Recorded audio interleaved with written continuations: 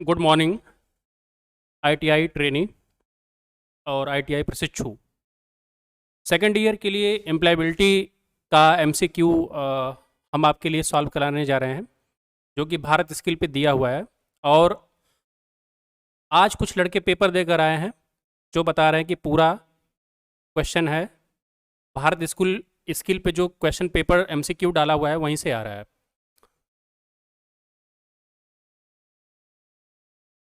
तो पहला क्वेश्चन हम देखते हैं।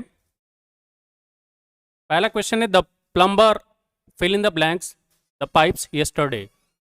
तो यहाँ पे जैसे ही आप यस्टरडे देखेंगे तो इसका मतलब ये हो गया कि ये बीते हुए कल की बात हो रही है। तो हमारा जो वर्ब होगा यहाँ पे, जो हमें वर्ब फिल करना है, वो भी पास्ट टेंस में होना चाहिए, मतलब वो सेकेंड फॉर्म में होना चाहिए। तो यहाँ पे देखिए सेकेंड फॉर्म में ये रिपेयर प्रेजेंट फॉर्म में है, रिपेयर्ड होगा सेकेंड फॉर्म में। तो यहाँ पे क्या ऑप्शन सही हो जाएगा? The plumber repaired the pipes yesterday. तो इस हिसाब से यहाँ पे ये वाला ऑप्शन सही हो जाएगा। इस हिसाब से यहाँ पे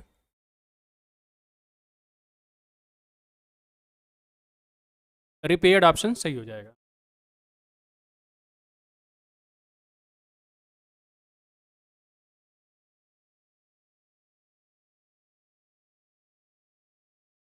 सेकंड क्वेश्चन देखिए, Kumar fill in the blanks a good carpenter. अब कुमार एक व्यक्ति का नाम है, तो कुमार क्या हुआ? सिंगुलर सब्जेक्ट हुआ।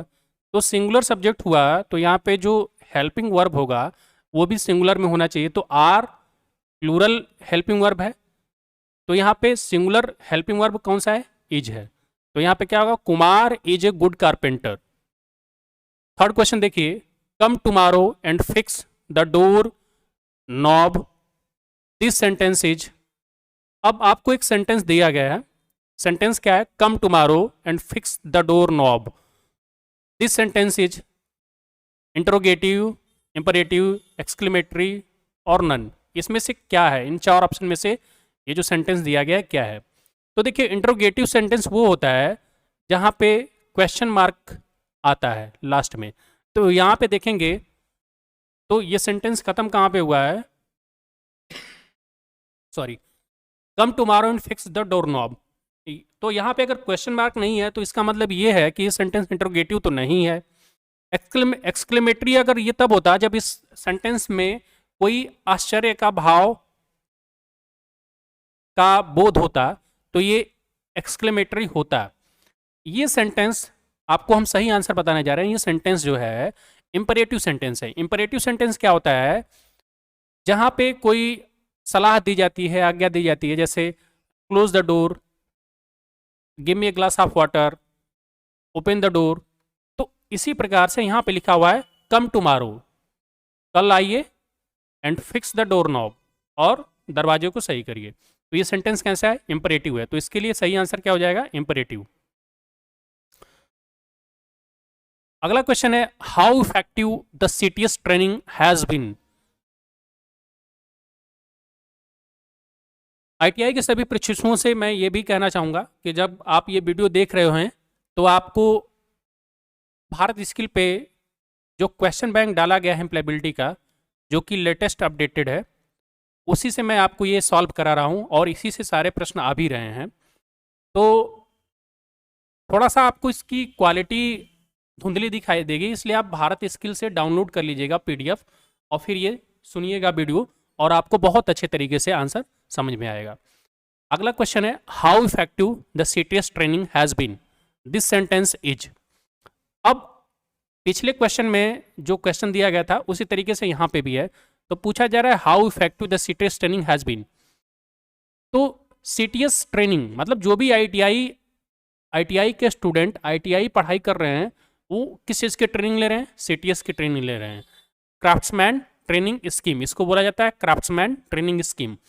तो कोई लड़का है जो इस सीटीएस ट्रेनिंग के बारे में बता रहा है कि कितनी इफेक्टिव है, कितनी प्रभावकारी है, मतलब उसको आश्चर्य हो रहा है। तो यहाँ पे एक आश्चर्य का बोध हो रहा है, तो इसका मतलब ये सेंटेंस कैसा हो गया? एक्सक्लेमेटरी सेंटेंस हो गया, विस्मयबोधक सेंटेंस हो गया। अब देखिए ये जो सेंटेंस है, हाउ लगा हुआ है, तो हाउ से कोई सोच सकता है कि इंटरगेटिव हो सकता है, तो इंटरगेटिव तो ऑप्शन में भी नहीं है, तो ये एक्सक्लेमेटरी है क्योंकि यहाँ पे आश्चर्य का बोध रहा है। अगला क्वेश्चन है, while addressing your boss you should be. जब आप अपने बॉस को एड्रेस कर रहे हैं, एड्रेस का मतलब अगर आप कहीं पे स्पीच कर रहे हैं, कहीं पे बोल रहे हैं, और उस बोलने के दौरान आपको बॉस का भी जिक्र करना है, अपने सीनियर का भी जिक्र करना है, तो यू शुड बी क्या होना चाहिए? इम्पोलाइट होना चाहिए, इनफॉर्मल होना चाहिए, फॉर्मल होना चाहिए, नन होना चाहिए। तो इसमें ऑप्शन क्या होगा? फॉर्मल होना चाहिए। ऐसा नहीं है कि अगर आपके बॉस के साथ अच्छे संबंध है, बहुत तो मान लीजिए कि पारिवारिक संबंध भी हैं, तो वहां पे भी आपको इनफॉर्मल नहीं होना चाहिए, क्योंकि आप एक पब्लिक मीटिंग में बात कर रहे हैं, तो बॉस को कैसे एड्रेस करना चाहिए? फॉर्मल तरीके से एड्रेस करना चाहिए। तो इसका ऑप्शन क्या हो जाएगा सही? फॉर्मल। अगला है, the customer requested the lady executive to display the different mobile phones, different mobile phone models. The customer asked fill in the blanks to mention the cost of the mobiles too. तो यहाँ पे हिंदी में आपको इसका मतलब समझा देता हूँ। एक ग्राहक है, किसी शॉप पे गया, वहाँ पे जो दुकान मतलब दुकान पे होता है वो लेडी महिला थी एग्जीक्यूटिव, तो उनसे वो मोबाइल दिखाने के लिए बोलता है कस्टमर। कस्टमर ये भी बोलता है कि अब यहाँ पे देखिए, द कस्टमर आस्क्ड, अब यहाँ पे लेडी एग्जीक्यूटिव के लिए प्रोनाउन का यूज हुआ है, तो कौन सा प्रोनाउन होगा? हिज होगा कि हर होगा कि इट होगा? तो यहाँ पे हर होगा, क्योंकि लेडी क्या है? एक महिला है, महिला के लिए किसका प्रयोग होता है? हर का। तो customer asked her to mention the cost of the mobile phone, मतलब ग्राहक महिला एग्जीक्यूटिव से विभिन्न प्रकार के मोबाइल फोन दिखाने के लिए कहा, और उस महिला से उनके दाम भी बताने को कहा। तो यहाँ पे ऑप्शन कौन सा सही हो जाएगा? हर। तो यहाँ पे फिल इन द ब्लैंक्स में आप क्या भरेंगे? C option. अगला क्वेश्चन देखिए, the ITI principal called Manoj, ITI के प्रिंसिपल ने मनोज को बुलाया। The principal asked to show, यहाँ पे आस्क्ड के बाद खाली जगह है, to show hall ticket of the CTS examination. Principal ने, यहाँ पे हिंदी में मतलब मैं बता देता हूँ, ITI के प्रिंसिपल ने मनोज को बुलाया, प्रिंसिपल ने उससे कहा, तो उसके लिए यहाँ पे क्या भरेंगे हम? हिम। तो the principal asked him to show his hall ticket of the CTS examination. तो यहाँ पे सही आंसर क्या हो जाएगा? हिम। पहले जगह पे हिम भरा जाएगा, मतलब प्रिंसिपल ने मनोज से कहा, तो मनोज के लिए यहाँ पे इस बार प्रोनाउन का प्रयोग होगा, तो यहाँ पे प्रोनाउन क्या भरेंगे? हिम भरेंगे। To show his hall ticket for the CTS examination. अगला क्वेश्चन है, hi how are you what's up, these are the examples of. अच्छा ठीक है, अब देखिए कोई है, अगर आप ऑफिस में जाते हैं और आपसे कोई कहता है hi how are you what's up, तो ये किस तरह का कम्युनिकेशन है? जब भी कोई आपसे हाय हेलो इस तरह से बातें करता है, तो वो फॉर्मल कम्युनिकेशन नहीं हो सकता है। तो ये कैसा कम्युनिकेशन होगा? Informal communication. तो सही आंसर क्या हो जाएगा? Informal communication. अगले स्लाइड पे आते हैं। अगला क्वेश्चन है, how do you come to work, what is your qualification, these are the examples of. ये किस तरह के एग्जाम्पल हैं? अभी पिछले क्वेश्चन में हम लोगों ने देखा कि उसमें था hi how are you what's up, तो वहाँ पे हाय का प्रयोग, हेलो का प्रयोग, एक बार मैं स्लाइड में बता चुका हूँ कि हाय हेलो का प्रयोग जो होता है वो इनफॉर्मल कम्युनिकेशन में होता है। तो यहाँ पे इस क्वेश्चन में देखिए, how do you come to work, what is your qualification, these are example of. तो इसमें पूछा जा रहा है कि आप काम पे कैसे आते हैं और आपकी क्वालिफिकेशन क्या है, आपकी योग्यता क्या है। तो ये किस प्रकार का कम्युनिकेशन है? तो इसका आंसर हो जाएगा formal communication. If you meet your supervisor in grocery store you will, अगर आप अपने सुपरवाइजर से किसी दुकान पे मिलते हैं तो यू विल आप क्या करेंगे? Turn your face and go away, आप अपना चेहरा छुपा लेंगे या किसी दूसरे तरफ घुमा लेंगे और वहां से सीधे चले जाएंगे। सेकंड ऑप्शन है run to him her and hug him her, उनसे मिलेंगे, गले मिलेंगे तीसरा है ग्रीट हिम हर फॉर्मली, और चौथा है ग्रीट हिम हर इनफॉर्मली। तो इसका सही आंसर हो जाएगा greet him formally, C option. अब आपकी जो सुपरवाइजर हैं वो लेडीज भी हो सकती थी या पुरुष भी हो सकते थे, तो इसलिए यहाँ पे हिम और हर के बीच में स्लैश का प्रयोग कर दिया गया है। ग्रेट हिम हर मतलब जो भी होंगे, हिम होंगे, पुरुष होंगे तो उनके लिए हिम, और महिला होंगे तो उनके लिए हर। ग्रीट हिम हर फॉर्मली, उनको एक औपचारिक तरीके से हम उनका अभिवादन करेंगे। तो इसका सही ऑप्शन हो जाएगा C. When you borrow a screwdriver from a trainee you should say, जब आप अपने किसी प्रशिक्षु दोस्त से स्क्रू ड्राइवर मांगते हैं तो आपको क्या कहना चाहिए? इसका हिंदी में मतलब था, तो पहला ऑप्शन दिया है give me your screwdriver, can you give me your screwdriver, what a nice screwdriver you have, spare me your screw driver.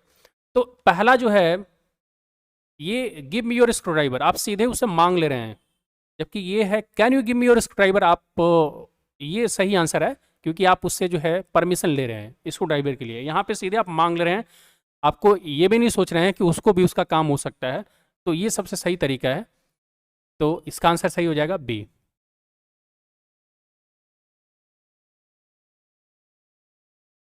Next question है the company asked the carpenter to design a box with the given dimension.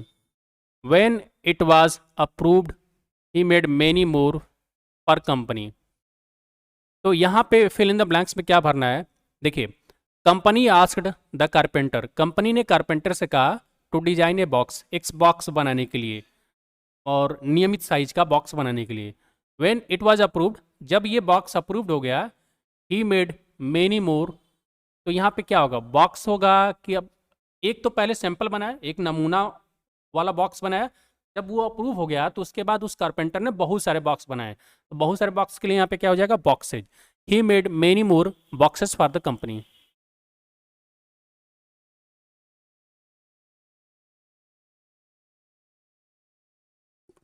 अगला question है magnificent, large, thin, lengthy, square, bright, sharp, hard are example of. तो यहाँ पे अगर आप देखेंगे तो ये कुछ वर्ड दिए गए हैं, जिसमें पहला वर्ड है मैग्निफिसेंट, सेकंड है लार्ज, उसके बाद है थिन। तो मैग्निफिसेंट का मतलब होता है किसी चीज़ को मैग्नीफाई करना, बड़ा करना। लार्ज का मतलब ये बड़ा होता है, थिन का मतलब पतला करना, लेंदी का मतलब बहुत लंबा करना। तो ये क्या है, ये किस तरह के वर्ड हैं? तो इसमें पहला देखेंगे तो लिखा हुआ डिस्क्राइबिंग वर्ड, दूसरा एक्शन वर्ड, तीसरा है प्रोनाउन, चौथा है नेमिंग वर्ड। नेमिंग वर्ड वो होता है जब किसी का नाम, किसी शहर का नाम, किसी व्यक्ति का नाम, किसी देश का नाम, जिसको हम नाउन बोलते हैं, तो यहाँ पे उस नाउन को ही नेमिंग वर्ड कहा जा रहा है। प्रोनाउन का मतलब होता है जो नाउन के बदले में बोला जाता है, तो वो प्रोनाउन होता है। एक्शन वर्ड होता है जैसे क्रिया, जैसे राम जाता है, तो वहाँ पे जाता है क्रिया हो गई। तो ये जितने भी वर्ड दिए गए हैं इनमें से न तो ये नेमिंग वर्ड है, न तो ये प्रोनाउन है, और न ही ये एक्शन वर्ड है, मतलब ये क्रिया वाले भी शब्द नहीं है। तो आंसर कौन सा सही हो जाएगा? Describing word. डिस्क्राइबिंग वर्ड का मतलब ये किसी की विशेषता बता रहे हैं, तो इसका सही आंसर हो जाएगा डिस्क्राइबिंग वर्ड। और डिस्क्राइबिंग वर्ड का मतलब ये होता है विशेषता बतलाना। अगला क्वेश्चन है टेबल, वायर,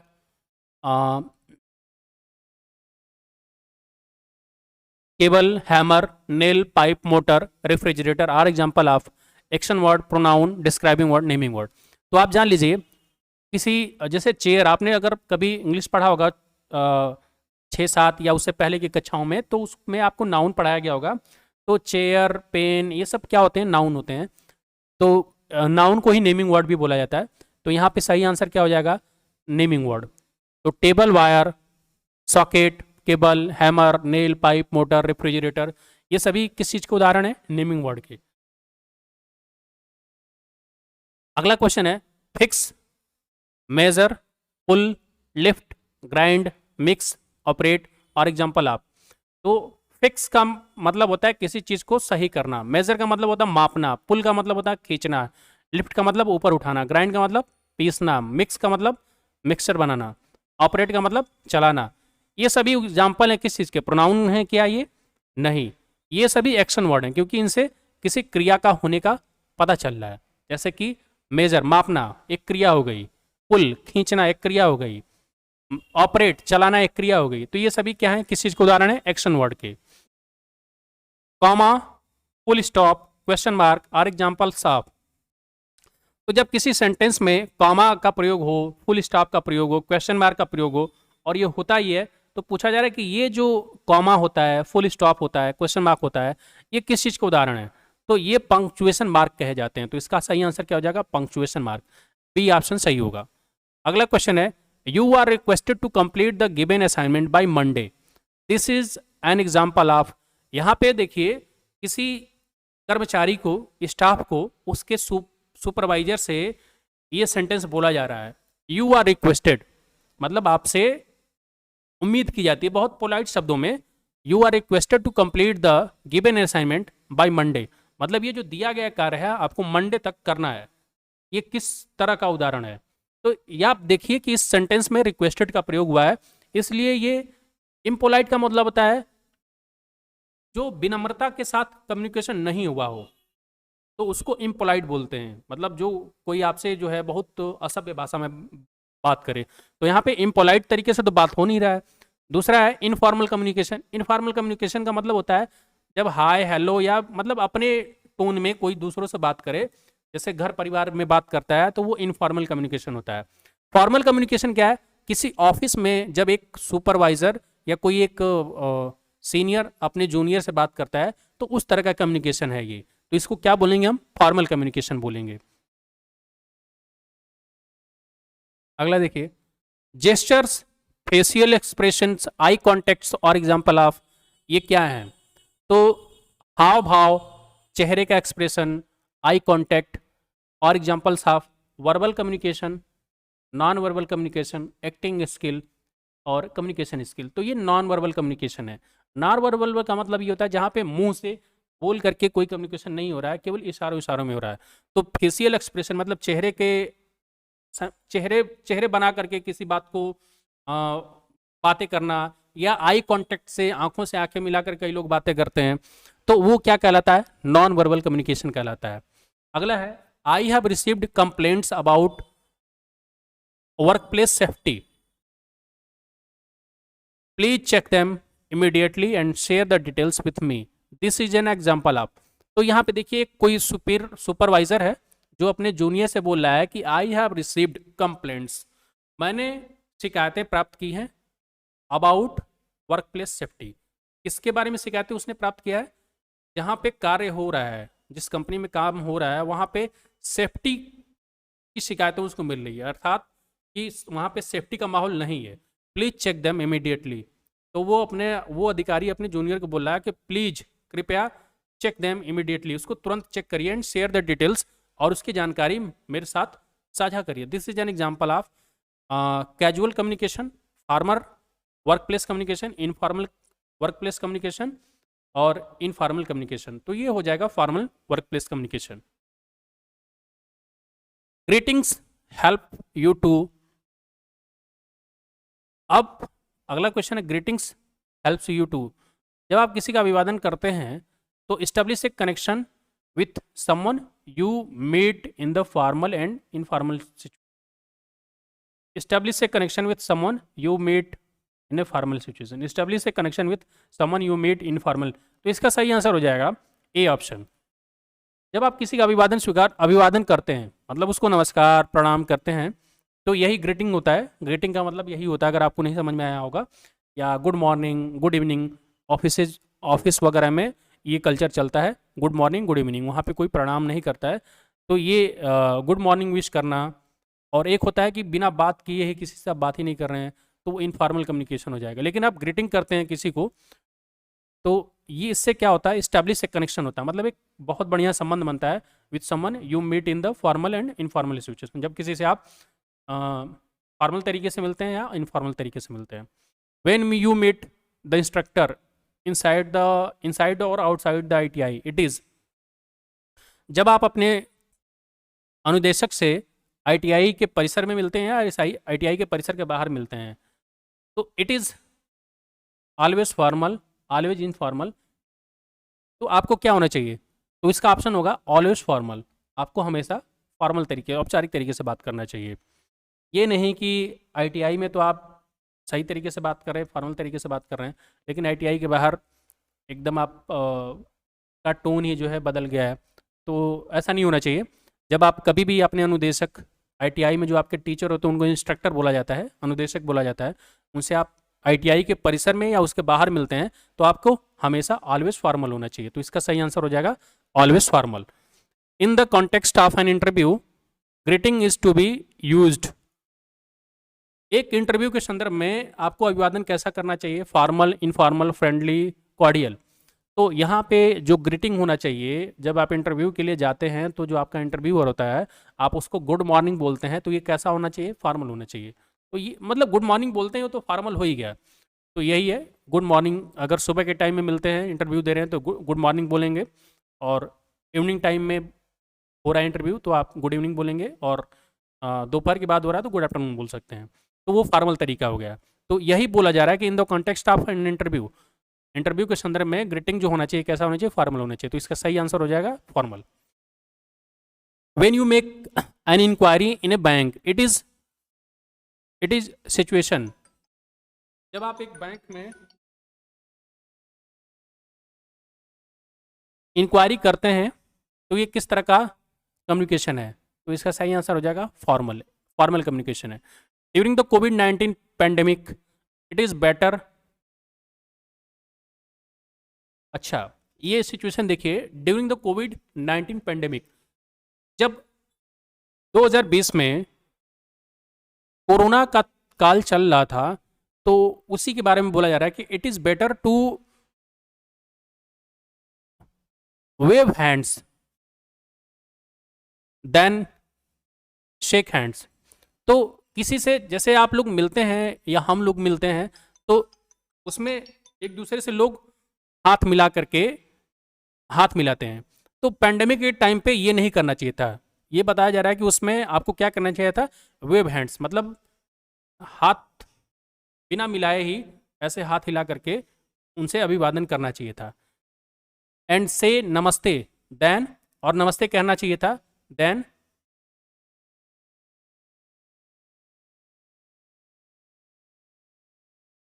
गले मिलने के। तो यहाँ पे सही आंसर हो जाएगा wave hands and hug. H U G का मतलब होता है गले मिलना। अगला क्वेश्चन है, a good fill in the blanks help to create a good first impression. तो यहाँ पे आंसर क्या हो जाएगा? A good self introduction helps to create good first impression. एक अच्छा जो है अपने बारे में परिचय देना ही क्या कहलाता है? अच्छा इंप्रेशन क्रिएट करता है। We may have to introduce colleagues, peers and superiors in the context. हमें जो है अपने कलीग्स, सुपीरियर और पड़ोसियों के साथ, we may have to introduce colleagues, peers and superiors in formal context. इसका आंसर हो जाएगा सही फॉर्मल कॉन्टेक्स्ट।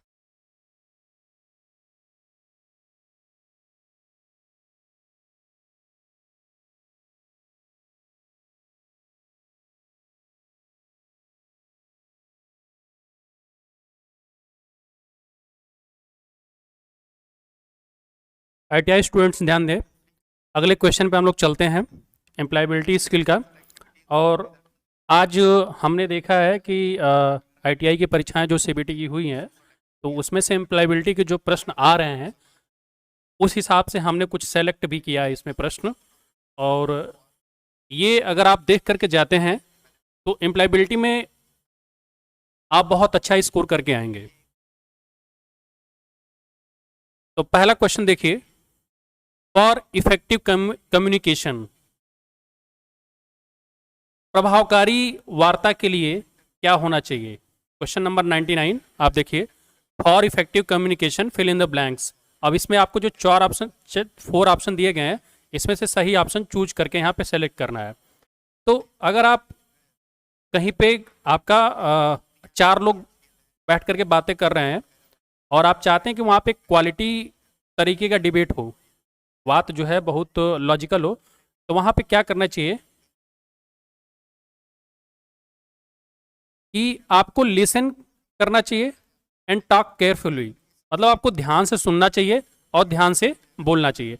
अगर आप दूसरे की बात ध्यान से नहीं सुनेंगे तो आप उसके हिसाब से जवाब नहीं दे पाएंगे, तो आपका जो कम्युनिकेशन हो जाएगा वो इफेक्टिव फिर नहीं रह जाएगा।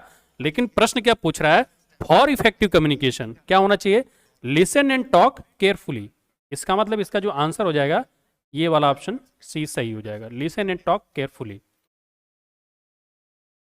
अगले क्वेश्चन पे आते हैं। ये कंप्यूटर से रिलेटेड प्रश्न है और कंप्यूटर से रिलेटेड प्रश्न एम्प्लॉयबिलिटी में खूब आए भी हैं। प्राइमरी स्टोरेज डिवाइस आर, तो दो प्रकार के डिवाइसेज स्टोरेज होता है, प्राइमरी एंड सेकेंडरी। तो यहाँ पे प्राइमरी स्टोरेज पूछ रहा है, तो यहाँ पे डीवीडी, सीडी, यूएसबी ये सब सेकेंडरी स्टोरेज है। तो प्राइमरी स्टोरेज कौन सा बच गया, रैम एंड रोम। तो रैम रैंडम एक्सेस मेमोरी और रोम रीड ओनली मेमोरी, इसको बोला जाता है प्राइमरी एक्सेस। प्राइमरी एक्सेस, आपने मोबाइल जब आप कभी खरीदते हैं तो उसमें आप यही ध्यान देते हैं कि आपके मोबाइल का रैम ज़्यादा होना चाहिए, क्योंकि वो प्राइमरी एक्सेस में होता है। कंप्यूटर पे जो भी आप गेम चलाते हैं, जो भी आप ऐप चलाते हैं, तो सबसे पहले उसको स्टोरेज कहाँ पे दी जाती है, रैम पे। इसलिए इसका सही ऑप्शन क्या हो जाएगा, सी वाला ऑप्शन हो जाएगा, रैम एंड रोम। तो ध्यान दीजिएगा, प्राइमरी स्टोरेज डिवाइसेज क्या है, इसमें रैम एंड रोम है, जबकि ये जो बाकी के जो ऑप्शन है ये सेकेंडरी स्टोरेज में आते हैं। अब अगला क्वेश्चन है, व्हाट इज स्ट्रेस। स्ट्रेस के बारे में आप सभी लोगों को मालूम होगा, स्ट्रेस का मतलब होता है तनाव। तो कई बार ऐसा होता है कि स्टूडेंट्स को भी तनाव होता है और जो वर्किंग प्रोफेशनल होते हैं, जो काम करने वाले होते हैं कर्मचारी, उनको भी तनाव होता है। तो इसमें पूछा गया कि स्ट्रेस है क्या, तनाव है क्या। तो यहाँ पे फीलिंग ऑफ जॉय, आप देखिए ये जो ऑप्शन है कितना गलत लग रहा है कि अगर आपको तनाव है तो उसमें कहीं पे हर्ष की अनुभूति तो होगी नहीं, मतलब आपका मन प्रसन्न होगा नहीं। तनाव में कभी भी किसी का मन प्रसन्न नहीं होता, तो ये ऑप्शन तो ऐसे ही गलत हो जाएगा, फर्स्ट ऑप्शन गलत हो जाएगा। फीलिंग्स ऑफ सरप्राइज, तनाव में आपको सरप्राइज भी, आश्चर्य भी नहीं होता है। फीलिंग ऑफ डिलाइट, तो प्रसन्न भी नहीं रहेंगे, डिलाइट का मतलब होता है प्रसन्न। तो ये तीनों ऑप्शन गलत हो गए। तो आखिरी ऑप्शन क्या बच गया, feeling of frustration and disappointment. Frustrated आप फील करेंगे और बहुत ही ज़्यादा निराशा रहती है। तो स्ट्रेस का मतलब क्या होता है कि आदमी फ्रस्ट्रेट होता है और बहुत ज़्यादा निराश होता है। तो इसका सही आंसर क्या हो जाएगा, डी ऑप्शन हो जाएगा। अगले क्वेश्चन पे आते हैं, how many days does it take to form a habit.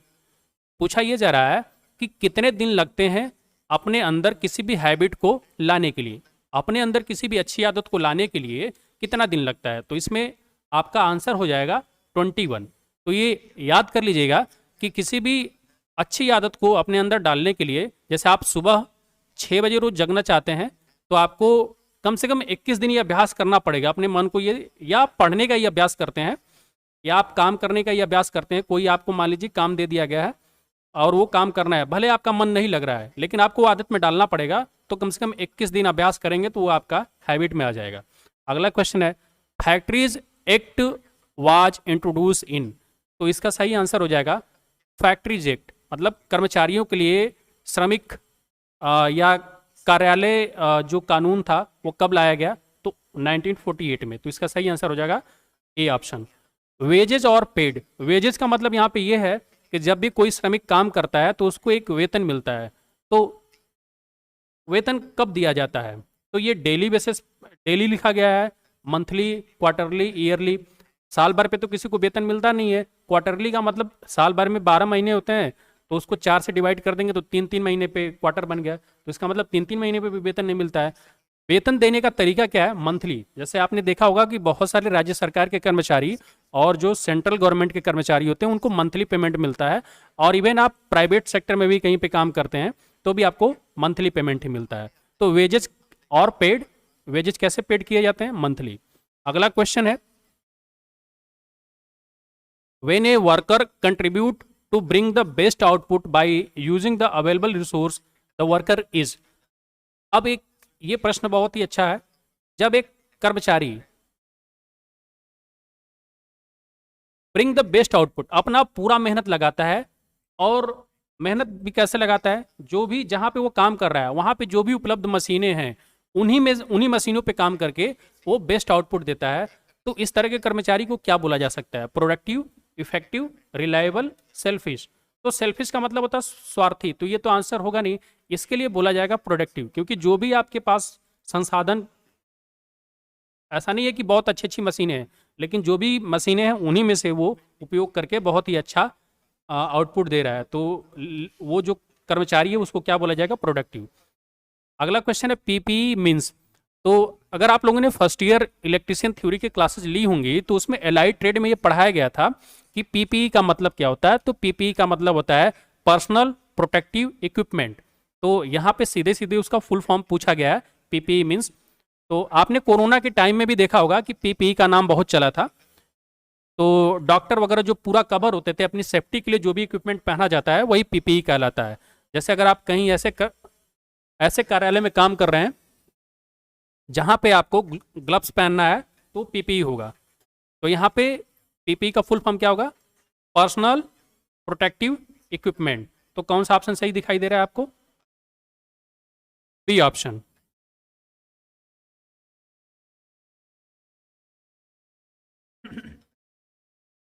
अगला क्वेश्चन है productivity can be increased by offering. Productivity कैसे बढ़ाई जा सकती है। तो यहाँ पे इससे पहले वाले क्वेश्चन में आपने देखा कि एक कर्मचारी अगर वो प्रोडक्टिव था तो उसकी परिभाषा क्या थी। अब यहाँ पे ये है कि प्रोडक्टिविटी बढ़ाई कैसे जा सकती है। तो प्रोडक्टिविटी बढ़ाने के लिए तरीका क्या है, training and job site experience. तो अगर आप ट्रेनिंग देंगे कर्मचारी को और उसको अनुभव होगा तभी वो प्रोडक्टिव हो पाएगा। तो इसका सही आंसर है सी ऑप्शन।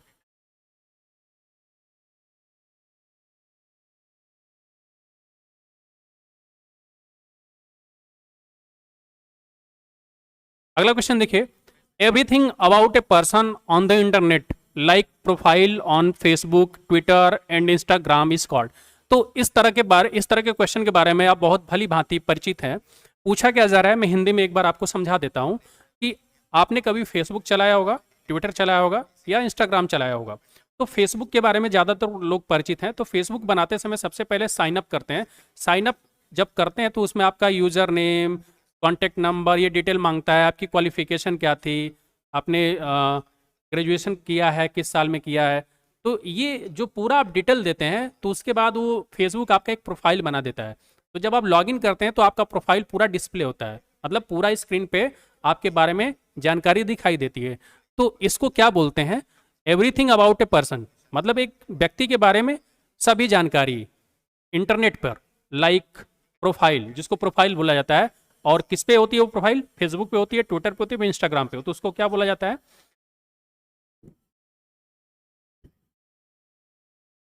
तो इसको बोला जाता है ऑनलाइन प्रोफाइल और डिजिटल फुटप्रिंट। इसको हम ऑनलाइन प्रोफाइल बोलते हैं या डिजिटल फुटप्रिंट बोलते हैं। तो इसका सही आंसर क्या हो जाएगा, ए ऑप्शन। अगला क्वेश्चन है identify the professional networking platform from the given option. तो देखिए आप लोग फेसबुक भी चलाते हैं, ट्विटर भी चलाते हैं, इंस्टाग्राम भी चलाते हैं और व्हाट्सएप भी चलाते हैं, स्नैपचैट भी चलाते हैं। लेकिन इसमें पूछा जा रहा है कि उस प्लेटफॉर्म को पहचानिए। अच्छा देखिए, फेसबुक, व्हाट्सएप, जीमेल, ये सभी जो हैं क्या कहे जाएंगे, ट्विटर, ये सभी प्लेटफॉर्म कहे जाएंगे। लेकिन प्रोफेशनल प्लेटफॉर्म कौन सा होगा, तो प्रोफेशनल प्लेटफॉर्म होता है लिंक्डइन। तो जैसे फेसबुक है, जैसे ट्विटर है, उसी तरीके का एक और भी वेबसाइट है या एक और भी ऐप है जिसका नाम है लिंक्डइन। और लिंक्डइन पे अगर आप प्रोफाइल बनाते हैं तो ये टोटल आपकी जो है प्रोफेशनल वेबसाइट होती है, जिसमें आप अपने वर्क एक्सपीरियंस के बारे में भी बताते हैं। तो यहाँ पे आपको कंपनी से कॉल भी आती है इंटरव्यू के लिए, तो इसलिए इसको क्या बोला जाता है, प्रोफेशनल नेटवर्किंग प्लेटफॉर्म बोला जाता है। अगला क्वेश्चन है when you explore LinkedIn to know about companies, its employees, get industry update, etc। जब आप लिंक्डइन पे खोजते हैं किसी कंपनी के बारे में, उस कंपनी के एम्प्लॉय के बारे में और भी उद्योगों के अपडेट के बारे में, तो यू आर एक्सप्लोरिंग इट। तो आप इसको खोजते हैं किस टूल के द्वारा, तो इसको कहा जाता है एज ए रिसर्च टूल। तो इसका आंसर हो जाएगा as a research tool, D option. When a person is given information about how he she doing in an effort for reach a goal, it is called. जब किसी person को कुछ सूचनाएं दी जाती है, कुछ जानकारी दी जाती है, ध्यान से पढ़िएगा इस प्रश्न को, 138 का। When a person is given information about how he or she is doing in an effort to reach a goal it is called. जब किसी पर्सन को, जब किसी व्यक्ति को, उसको व्यक्ति को जानकारी दी जाती है कि आपने जो गोल अपने जीवन में बनाया है और उस गोल के लिए आप जो मेहनत कर रहे हैं, तो उस मेहनत के बारे में आपकी कितनी कमी है, तो इसको क्या बोला जाता है? तो इसको बोला जाता है फीडबैक। जैसे आपने देखा होगा कि अगर आप किसी मॉल वगैरह में जाते हैं तो वहाँ पे जब सामान खरीदते हैं तो आपको एक फीडबैक फॉर्म मिलता है। तो वो फीडबैक फॉर्म में बेसिकली पूछते क्या है कि हमारे यहाँ का जो आप खरीदारी कर रहे हैं तो यहाँ पे स्टाफ कैसे लगे आपको, और आपका सर्विस कैसा लगा। तो फीडबैक का मतलब ये होता है कि जैसे आप पढ़ाई कर रहे हैं तो आपका टीचर भी आपको फीडबैक दे सकता है कि आपके अंदर ये कमियां हैं। तो फीडबैक को निगेटिव मतलब नहीं लेना चाहिए। फीडबैक इंप्रूवमेंट के लिए होता है, मतलब आपको बताया जा रहा है कि आप इन चीज़ों पे ध्यान दीजिए, ठीक ना। तो देखिए फीडबैक कहने का मतलब ना, इसको कई लोग इसको बुराई के नज़र से भी देखते हैं, लेकिन एक बात एकदम कंठस्थ कर लीजिए कि फीडबैक बुराई नहीं होता है, ये सुधार के लिए बताया जाता है। तो यहाँ पे जो सही ऑप्शन होगा फीडबैक होगा। अगला क्वेश्चन है giving information in a manner that does not attack a person but bring possible changes to the behaviour is called. अब यहाँ पे देखिए 138 नंबर पे अगर समझ चुके हैं तो ये आप क्वेश्चन बड़ी आसानी से कर लेंगे। कहा क्या जा रहा है कि सूचनाओं को देना, और इस तरह से, इस तरीके से सूचनाओं को देना कि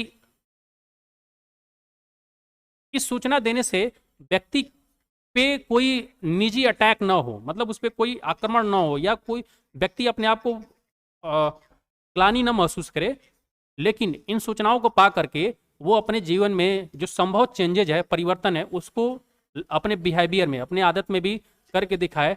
तो ये क्या कहलाता है? इफेक्टिव फीडबैक कहलाता है। When your instructor decides to cancel the industry visit you feel, जब आपके अनुदेशक ने ये निर्णय लिया कि इंडस्ट्री विजिट को उसने रद्द कर दिया, तो आपको कैसा महसूस होगा? तो यहाँ पे जो सही आंसर होगा 140 नंबर पे, कि अगर आपके इंस्ट्रक्टर ने, अनुदेशक ने कोई इंडस्ट्री विजिट कराने का आपको जो है निर्णय लिया था, लेकिन बाद में उन्होंने वो कैंसिल कर दिया, तो इसमें आपको कैसा फील होगा? तो इस यहाँ पे आपको डिसअपॉइंट, निराश फील करेंगे। When others observes you and share what they feel about your performance, they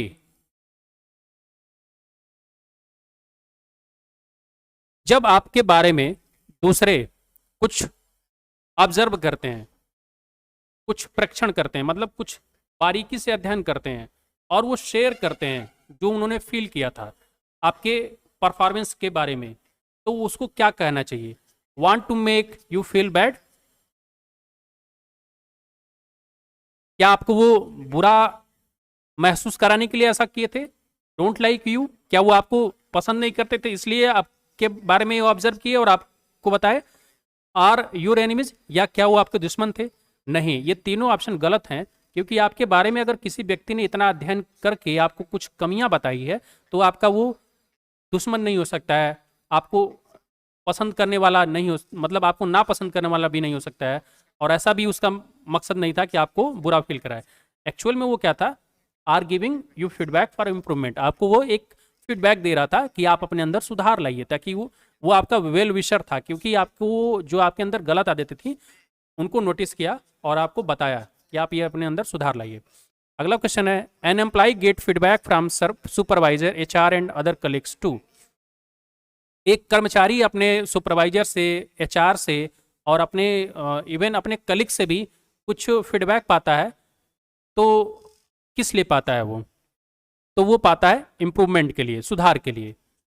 negative feedback is usually given, negative feedback कब दिया जाता है? तो निगेटिव फीडबैक दिया जाता है कंस्ट्रक्टिवली के लिए, मतलब आपके अंदर निर्माण कार्य करने के लिए, आपको बेहतर बनाने के लिए।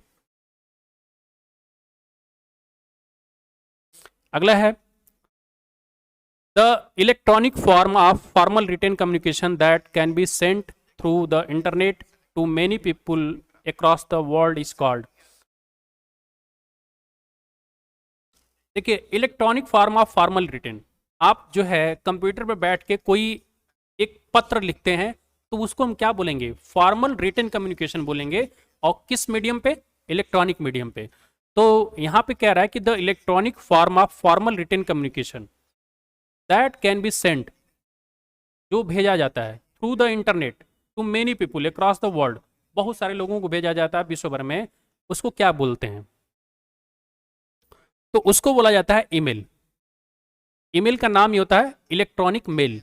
मतलब कंप्यूटर से भेजा गया मेल क्या कहलाता है? इलेक्ट्रॉनिक मेल कहलाता है। और मेल का मतलब क्या होता है? डाक, जिसको हिंदी में डाक बोला जाता था, तो इसको बोलते हैं इलेक्ट्रॉनिक मेल। अगला क्वेश्चन है, the most effective ways of formal communication is, तो सबसे ज्यादा जो प्रभावकारी तरीका है फॉर्मल कम्युनिकेशन का वो क्या है? तो ये है ईमेल। सीसी इन ईमेल्स, जब कभी आप ईमेल किसी को लिखते हैं तो उसमें एक सेक्शन आता है सीसी का, एक सेक्शन आता है बीसीसी का। तो सीसी का फुल फॉर्म क्या होता है? Carbon copy.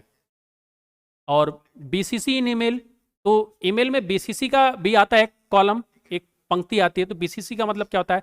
देखिए, सीसी का मतलब होता है कार्बन कॉपी और बीसीसी का मतलब होता है blind carbon copy. When you send your resume through email, you are sending it as, when you send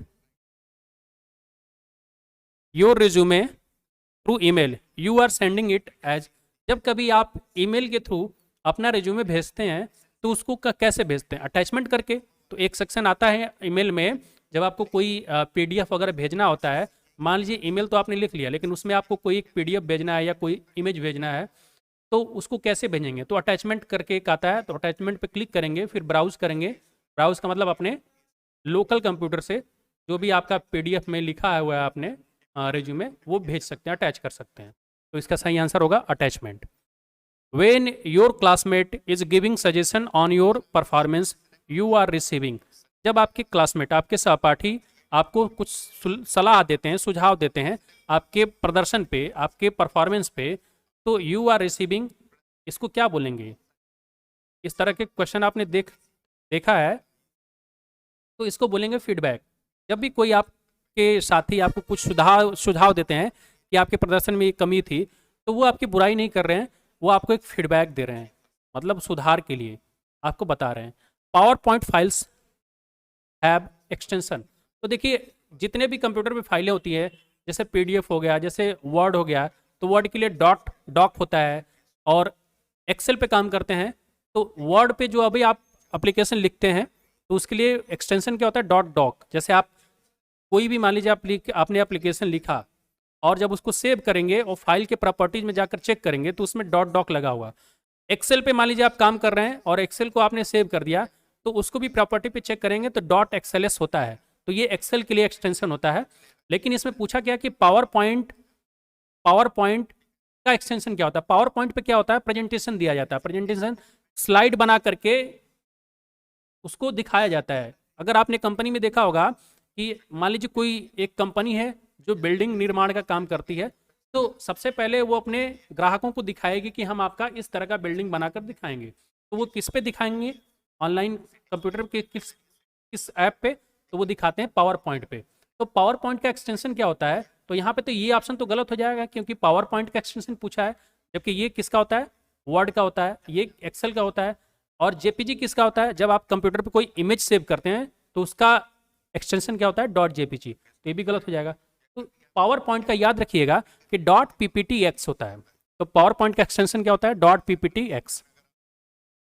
shortcut keys यहाँ पे कुछ दी हैं, कंप्यूटर में जो शॉर्टकट कीज अपनाई जाती हैं यहाँ पे दी हुई हैं, इनको आपको बताना है। जब कभी आप कंप्यूटर पे कंट्रोल बटन और साथ ही साथ सी बटन दबाएंगे तो वो कॉपी कर लेता है, पूरा का पूरा जो स्क्रीन पे होगा या जो भी आपने सेलेक्ट किया है उसको कॉपी करेगा। और कंट्रोल भी दबा देंगे तो जो आपने कॉपी किया था वो कहीं पे जाकर के पेस्ट हो जाएगा, मतलब चिपक जाएगा। और कंट्रोल एस का मतलब क्या होता है? आपने कोई चीज़ कॉपी कर लिया है तो उसको सेव कर लेंगे। तो इसका आंसर क्या हो जाएगा? कंट्रोल सी से होता है कॉपी, और कंट्रोल बी से होता है पेस्ट, और कंट्रोल एस से होता है सेव। तो control C copy paste save, ये तीसरा ऑप्शन हो जाएगा। अगला है प्रेसिंग ESC आपके कीबोर्ड में एक बटन होती है ESC। तो जब आप पावर पॉइंट पे कोई प्रेजेंटेशन दिखा रहे हैं क्लाइंट को, और पावर पॉइंट पे देखिए, जब आप कोई प्रोफेशनल कोर्स करते हैं, जैसे कि आप डिप्लोमा कर रहे हैं, जैसे कि आप इंजीनियरिंग कर रहे हैं, तो जब आप प्रोजेक्ट बनाते हैं तो प्रोजेक्ट आपका जो बना हुआ होता है, तो प्रोजेक्ट को सबसे पहले ना डिस्प्ले कराया जाता है कि हमारा प्रोजेक्ट किस तरीके का होगा, तो उसको पावर पॉइंट पे ही डिस्प्ले कराया जाता है। कई सारी स्लाइडें बना ली जाती हैं और उनको वह एक करके एक एक के बाद दूसरी, दूसरी के बाद तीसरी, जितने भी आपके प्रोजेक्ट में फाइलें आपने बनाए हैं उनको दिखाएंगे, और वो एक इमेज भी उसमें डाल सकते हैं, टेक्स्ट भी लिख सकते हैं। तो पावर पॉइंट प्रेजेंटेशन के लिए बहुत ही बेस्ट प्लेटफॉर्म होता है। तो यहाँ पे पूछा गया कि जब आप ESC बटन प्रेस कर देंगे पावर पॉइंट कैन, तो पावर पॉइंट में क्या हो जाएगा, ऐड ए न्यू स्लाइड, दूसरी स्लाइड आ जाएगी, या वो स्लाइड शो होने लगेगा ऑटोमेटिक, या इन स्लाइड शो हो जाएगा, या एक नया प्रेजेंटेशन तैयार हो जाएगा। तो जब आप ESC बटन प्रेस करेंगे तो आपका जो स्लाइड चल रहा था वो क्या हो जाएगा, एंड हो जाएगा। अगला है to create a new presentation choose. अगर आपको प्रेजेंटेशन एक नया बनाना है तो आप कौन सा, Ctrl+C आपको मालूम है कि ये कॉपी करने के लिए होता, तो ये तो होगा नहीं। देखिए कई बार ना आपको ऑप्शन एलिमिनेशन मेथड अपनाना चाहिए। जैसे अगर आपको मान लीजिए इस प्रश्न का आंसर नहीं पता था, तो अगर आप देखते कि Ctrl+C आपसे पूछ कह रहा है कि नया प्रेजेंटेशन बनाने के लिए हम कौन सा बटन दबाएंगे, तो यहाँ पे दिया है Ctrl+C। अगर आपको मालूम है कि Ctrl+C से कॉपी होता है तो प्रेजेंटेशन तो उससे नया बनेगा नहीं, तो इसका मतलब ये गलत हो गया। Ctrl+V से भी नहीं बनेगा क्योंकि इससे तो पेस्ट होता है, तो ये भी गलत हो गया। अब इन दोनों में बचा हुआ है, अगर आपको इन दोनों का भी नहीं मालूम है तो आपको ये Ctrl+N लगा देना चाहिए। N का मतलब होता है न्यू, तो आपको नया प्रेजेंटेशन बन जाएगा Ctrl+N दबाने से। Ctrl और N बटन दबाने से नया प्रेजेंटेशन बनेगा, तो ये भी गलत हो जाएगा। अगला है when we attempt to convert a word file into a PDF we call it. जब हमें एक वर्ड फाइल होती है उसको हमें PDF में बदलना होता है, तो इस प्रक्रिया को क्या बोलते हैं, डेटा कन्वर्जन बोलते हैं। तो इसका सही ऑप्शन क्या हो जाएगा, data conversion. The most compatible format for saving images. तो जब हमने आपको पहले भी बताया था कि जब हम कंप्यूटर पे कोई भी इमेज सेव करते हैं, तो इमेज सेव करने का जो सबसे बढ़िया फॉर्मेट होता है, जो सबसे कंपेटेबल होता है, उसको हम क्या बोलते हैं, JPG। Excel is used. Excel को किस लिए यूज किया जाता है, तो एक्सेल को यूज किया जाता है spreadsheet, create spreadsheet with various function. तो बहुत सारी स्प्रेडशीट बनाने जिसमें बहुत सारे फंक्शन होते हैं उनके लिए होता है।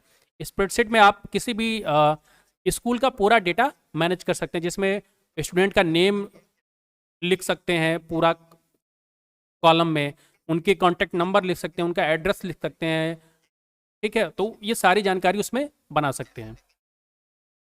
और यहाँ पे देखिए choose the correct order to convert a word file into a PDF online.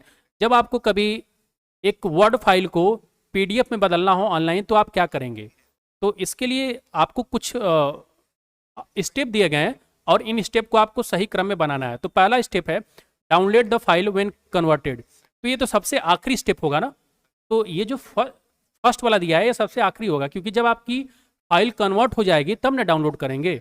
यहाँ पे दिया है upload the word file in the prompt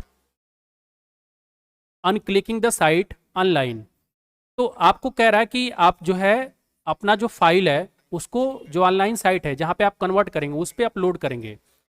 select the internet site to convert the word file, फिर चूज ए वर्ड फाइल। तो सबसे पहला step इसमें होगा, तीसरा लाइन है कि select the internet site to convert word place file into PDF। सबसे पहले आप इंटरनेट पे जाएंगे और एक ऐसी वेबसाइट का चयन करेंगे जो वेबसाइट क्या करती हो, कन्वर्ट करती हो वर्ड फाइल को PDF फाइल में। तो जब आपने एक साइट का चयन कर लिया, ठीक ना, तो उसके बाद क्या करेंगे, आप अपने लोकल कंप्यूटर से एक कोई PDF फाइल ले लेंगे। तो choose a word file to be converted. तो ये चौथा जो लिखा हुआ है ये दूसरे नंबर पे कार्य होगा आपका। तो ये देखिए थर्ड वाला सही है, क्योंकि इसमें लिखा क्या है,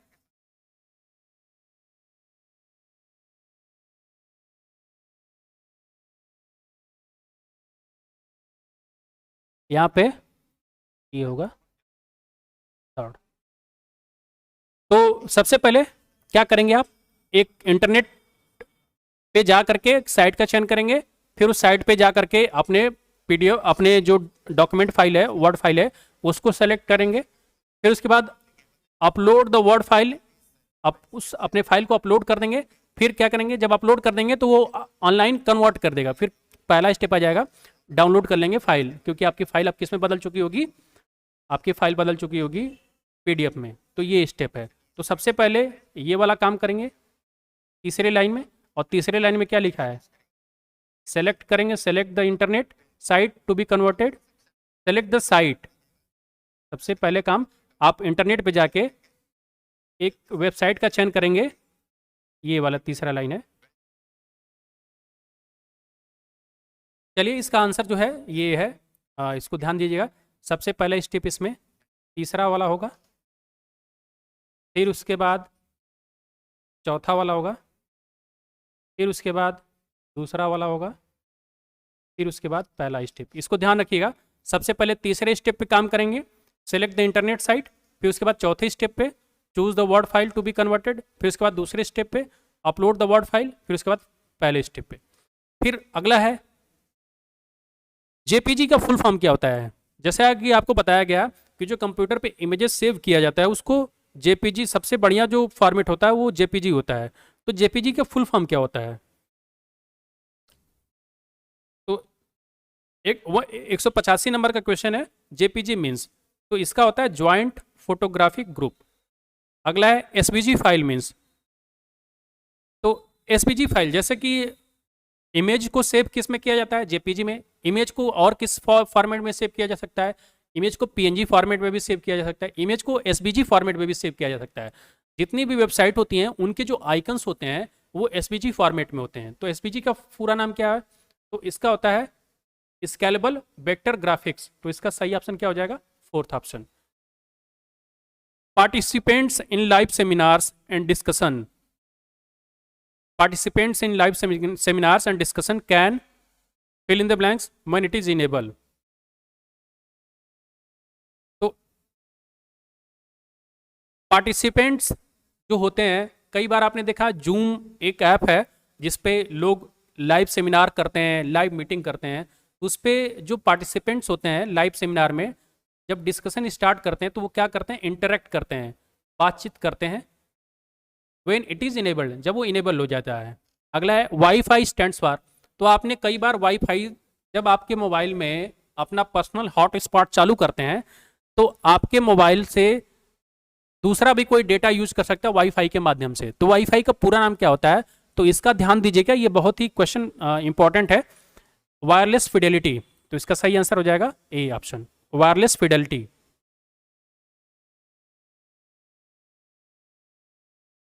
अगले साइड पे चलते हैं। Is a wireless technology standard used for exchanging data between fixed and mobile devices over short distance. तो आपको पूछा जा रहा है कि एक वायरलेस टेक्नोलॉजी का नाम बताइए जो कि बहुत ही मानक टेक्नोलॉजी है और उस टेक्नोलॉजी का प्रयोग किया जाता है बहुत ही कम दूरी पे दो मोबाइलों में डेटा को ट्रांसफर करने के लिए। तो आपको मालूम है कि ब्लूटूथ, जब से मान लीजिए कि आपका एक मोबाइल फ़ोन है और आपसे 10 मीटर क्या 2 मीटर दूरी पे एक दूसरा मोबाइल फ़ोन है, तो आपने और उस 1 मीटर की दूरी पे जो मोबाइल फ़ोन है उसमें कोई भी तार का कनेक्शन नहीं है, लेकिन फिर भी आप एक दूसरे को डेटा का आदान प्रदान कर सकते हैं। तो वो कौन से टेक्नोलॉजी के थ्रू होता है, उसको बोलते हैं ब्लूटूथ। तो ब्लूटूथ एक ऐसी वायरलेस टेक्नोलॉजी है, वायरलेस का मतलब होता है बिना तार के, ठीक ना। तो ब्लूटूथ एक ऐसी टेक्नोलॉजी है जिसमें दो मोबाइलों में डेटा का आदान प्रदान होता है और वो मोबाइल कहाँ पे होनी चाहिए, बहुत कम दूरी पे होनी चाहिए। तो यही इसका प्रश्न था।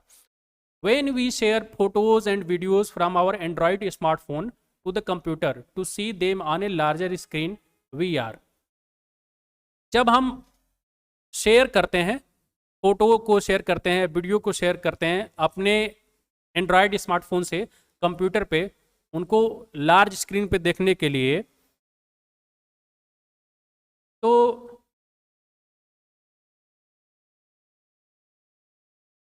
इसको क्या बोलते हैं, स्क्रीन मिररिंग बोलते हैं। जब हम अपने एंड्रॉयड मोबाइल फ़ोन से, स्मार्टफोन से फ़ोटो को शेयर करते हैं तो इसको बोलते हैं screen sharing. Screen mirroring, sorry screen mirroring. अगला है a dash is a computer that provide data to other computers. तो इसका आंसर हो जाएगा सर्वर।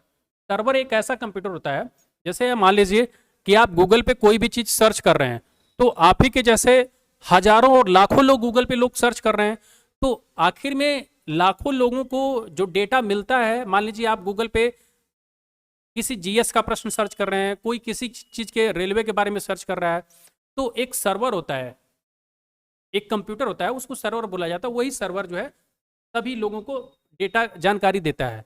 तो एक इसमें पूछा जा रहा है कि ए सर्वर, यहाँ पे जो खाली स्थान है वहां पे क्या भरा जाएगा, server. A server is a computer that provide data to other computers. मतलब एक सर्वर जो एक ऐसा कंप्यूटर होता है जो दूसरे कंप्यूटरों को क्या करता है, सूचनाएं प्रोवाइड करता है। Application and services offered over the internet are called. जो जितने भी एप्लीकेशन हैं और सर्विसेज हैं और जो कि इंटरनेट पे दी जाती हैं, उनको क्या कहा जाता है, तो उनको बोला जाता है cloud computing. The images of the cloud is often use to refer to. तो the images of the cloud is often used to refer to. तो क्लाउड का जो इमेज होता है वो किसके लिए, किसको संदर्भित करता है, इंटरनेट को, सर्वर को, डेटा को, टेक्स्ट को। तो इसका सही आंसर हो जाएगा इंटरनेट को। अगला है to retrieve photos and videos from Facebook we need to have a. हमें अगर फेसबुक से कोई फोटो प्राप्त करना है, कोई वीडियो प्राप्त करना है, तो हमारे पास क्या होना चाहिए, वी नीड हैव टू। यही इसका हिंदी मतलब है, to retrieve photos and videos from Facebook we need to. तो we need to have a device with internet connection. तो हमारे पास क्या होना चाहिए, एक डिवाइस होना चाहिए, एक मोबाइल होना चाहिए और जिसमें इंटरनेट का कनेक्शन होना चाहिए।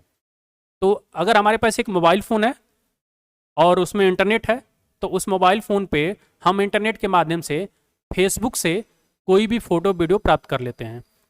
अगला है what do we need to access photos videos document shared on Facebook Gmail. What do we need to access photos videos document shared on Facebook and Gmail.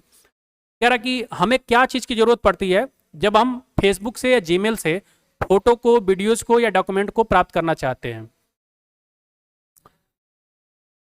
तो इसका आंसर है कंप्यूटर की जरूरत पड़ती है या मोबाइल फोन की जरूरत पड़ती है। लिखा हुआ है कंप्यूटर या स्मार्टफोन विथ इंटरनेट कनेक्शन। तो अगर हमें फेसबुक से, जीमेल से फोटो को प्राप्त करना है, वीडियोज को प्राप्त करना है या कोई डॉक्यूमेंट निकालना है, तो उसके लिए हमारे पास एक कंप्यूटर होना चाहिए या स्मार्टफोन होना चाहिए और उन दोनों में इंटरनेट का कनेक्शन जरूर होना चाहिए, तभी हम प्राप्त कर सकते हैं। सीरी एंड एलेक्सा आर कॉल्ड। अगला क्वेश्चन है, ये इंपॉर्टेंट है, सीरी एंड एलेक्सा। तो जो एप्पल के मोबाइल फोन होते हैं उसमें एक वॉइस असिस्टेंट होता है जिसका नाम होता है सीरी। और अगर आप अमेजोन चलाते होंगे जो कि ई कॉमर्स की वेबसाइट है, तो उस पर भी एक वॉइस असिस्टेंट होता है एलेक्सा। तो इनको क्या कहा जाता है, तो इनको कहा जाता है